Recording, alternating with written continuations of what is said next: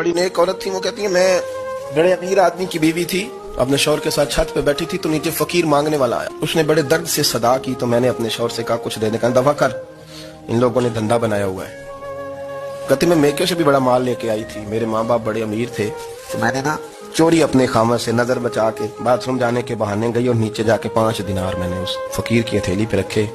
कहते उसने 5 दिनार देखे, फिर मेरी तरफ देखा तो मैंने उसकी आंखों में आंसू चमकते देखे। कहने लगे बीबी रब तेरा भला करे, मैं 3 दिनों का भूखा हूं। कि वो चला गया, मैं घर आ गई।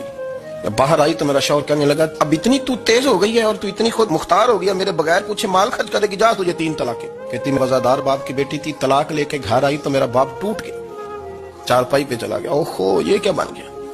कहती बड़ी तकलीफ रही। 1-2 साल के बाद मेरे अब्बा ने मेरी शादी कर दी। अब जिस शौहर के पास गई वो बड़ा नेक था, परहेजगार था, अल्लाह ने बेहतरीन सिला दिया। कहती छत पे बैठी थी, दरवाजे पे फकीर आया, मैंने शौहर से कहा कुछ दे दूं। कहने लगा 5 ना देना, 15 देना, 20 देना, मैं फकीर हूं, मैंने फकर से दौलत देखी है, इसे खाली ना लौटाना। कहती है कि मैं नीचे गई और जब मैंने उसकी तरफ दिनार बढ़ाए तो मेरी चीख निकली, पैसे फेंक के मैं बेहोश होकर गिरी। मेरा शौहर ने आके उठाया, अंदर ले गया, पानी मुंह पे छिड़का। कहने लगा तुझे क्या हुआ।